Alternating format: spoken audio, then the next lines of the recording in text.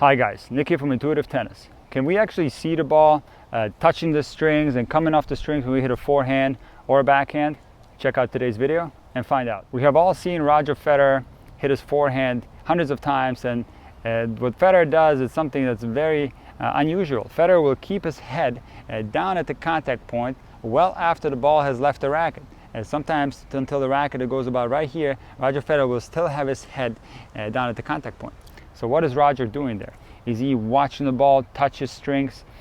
Absolutely not. And there's absolutely no way a human being can see a ball on the strings that lasts maybe 2 to 5 milliseconds. It's simply too fast for the human eye to see. So how do I know that Roger Federer cannot see the ball when he makes contact?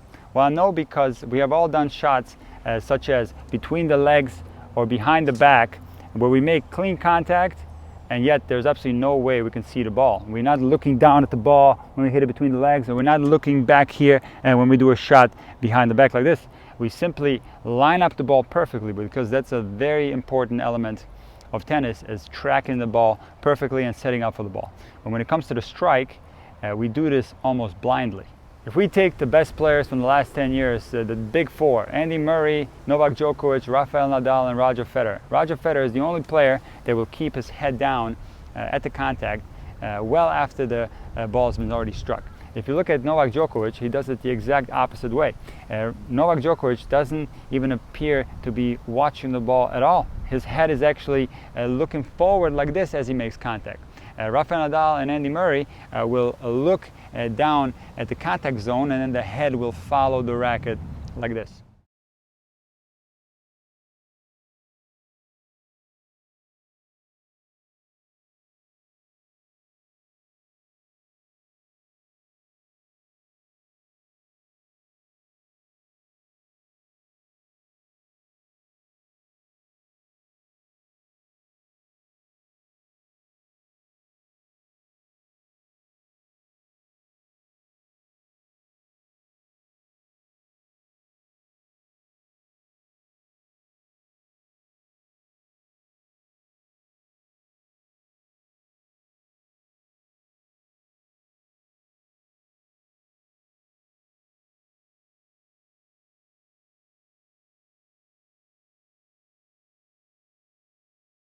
Keeping the head down at the ball well after contact could be a problem for some players.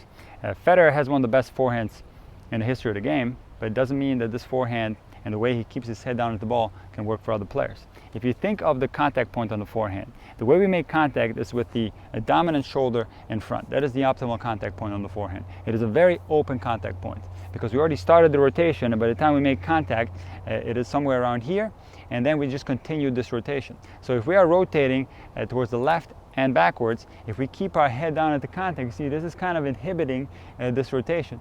If you look at it from this angle, keeping my head down here would inhibit my rotation, and I would rotate less. Well, Federer, even though his head is down, he still rotates a lot. And you see the other players, such as Andy Murray, Nadal, and Djokovic, rotate the same way as Federer, but they do not inhibit their rotation because their head follows the ball as they finish towards their left or the right in Nadal's case. On the one-handed and the two-handed backhand, this is quite different, because when we make contact on the one-handed backhand, we are in a sideways position. So in a sideways position, the head naturally will stay down at the level of the ball much longer, and there's a lot less rotation than there is on the forehand. If we look at the two-handed backhand, there's more rotation than on the one-hander, but still the dominant shoulder will be in front of the non-dominant shoulder.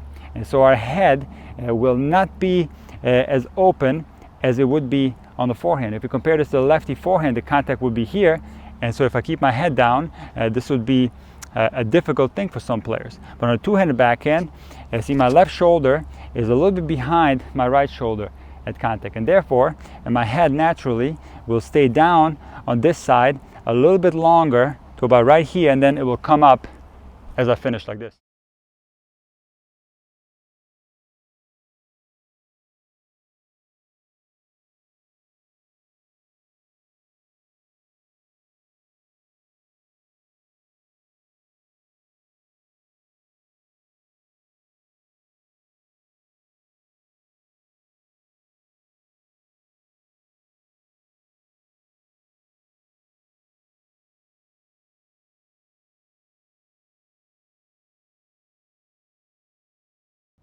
I have a fun exercise that you can try next time you're on the practice court. Basically, you can make contact with the ball with your eyes closed. And I guarantee you, your stroke is not going to change one bit. You'll still hit the ball clean. You're not going to frame it. So you track the ball perfectly. And then as you're about to make contact, you close your eyes and then keep them closed. And open them up and you'll see you'll hit a forehand just like any other. And this is exactly what I'm going to demonstrate now. I'm going to try a few forehands with my eyes closed. You take a look at my eyes at contact, you can see that nothing changes. The contact is clean as always. The eyes are closed, and I'm actually keeping my head down at the ball only so you can see my eyes being closed. I'm going to do the Djokovic forehand now, where I look forward. So I actually framed one with my eyes open. How weird is that? I look forward and don't worry about the contact. It's going to be there. Again, eyes forward, and it helps my rotation actually. So you track the ball perfectly, line it up, and just strike it. Next time when you're on the court, try closing your eyes.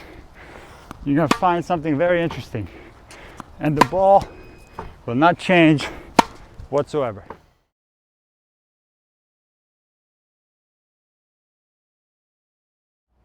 If you are comfortable with keeping your head down at the ball, and if it doesn't inhibit your rotation, then don't worry about it and continue doing this type of stroke. If you feel like the head down at the ball inhibits your rotation, then do it the Djokovic style. Have your head follow the ball as the ball leaves the racket.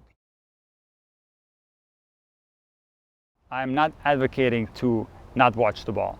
Tracking the ball and watching the ball is one of the most important things in tennis. You must watch the ball to pick up whether it's going to be short or deep, how much penetration the ball is going to have, and how wide it's going to be, how high or low it's going to be.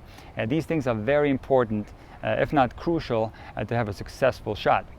But I'm just simply stating that the forehand and backhand is executed at a very high speed, and we simply cannot see the ball on the string as it leaves our racket. Does this apply to the recreational level as well? Yes, it does. Even at the rec level, the forehands are still struck at, let's say, 50, 60, 70 miles an hour, and it's still too fast for the human eye to see. So you must realize that as much as you try to see the ball, leave the strings, and some players even try to see the ball through the strings as they hit it, it's simply not going to happen, and it's pretty much a waste of time. Much more better practice is to track the ball better, to try to read the ball better, try to figure out how this ball is going to come to you, and set it up perfectly, and when it's time to hit the ball, just strike it, and don't worry about it. Let your intuition play a little bit, and you will make contact cleanly more often than you think. Thank you guys for watching this video. Please leave a comment in the section below. I will be happy to respond. Hit that like button, and please subscribe if you haven't already. I'll see you next time.